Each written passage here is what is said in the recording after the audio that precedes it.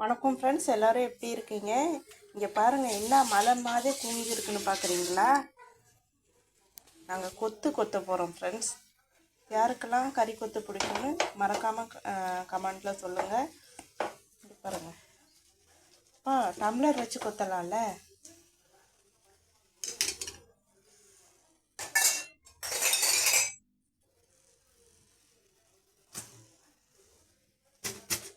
அம்மா கொதிக்குது.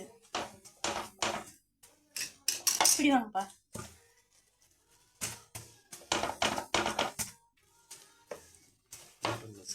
ஹோட்டலில் எப்படியா கொத்துவாங்க? டம்ளரில் தானே ஹோட்டலில் எப்படி கொத்துவாங்க. நிறைய போட்டோன்னு நினைக்கிறேன். கொஞ்சம் எடுத்து வச்சுட்டு ஹோட்டலில் சாப்பிட்றத விட நம்ம வீட்டிலேயே கொத்துலாம் செஞ்சு சாப்பிட்டா வேறு லெவல் டேஸ்ட் இல்லை. பயோலாகவும் சாப்பிடலாம், பசங்களுக்கும் தரலாம் இல்லை ஃப்ரெண்ட்ஸ்?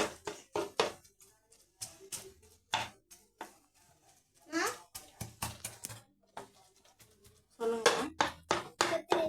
இதோ ரெடி ஆகிடுச்சு.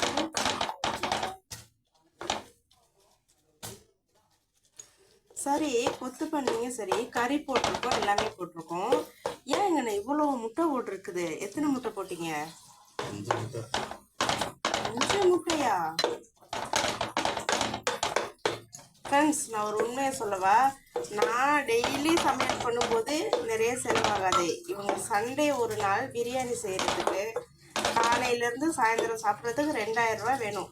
ஒரு சண்டே சாப்பிட மட்டும். என்னத்த சொல்கிறது?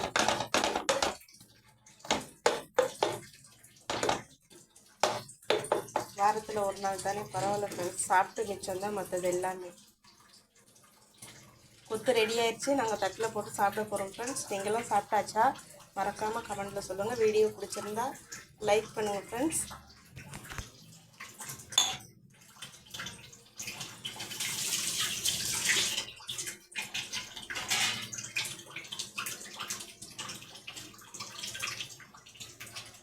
இங்கே பாருங்கள், அது எவ்வளோ பெரிய தோசைக்கல். இந்த மாதிரி தோசைக்கல் இருந்தால் தான் இந்த கொத்தெல்லாம் கொத்தும் போது கீழெல்லாம் சிந்தாது.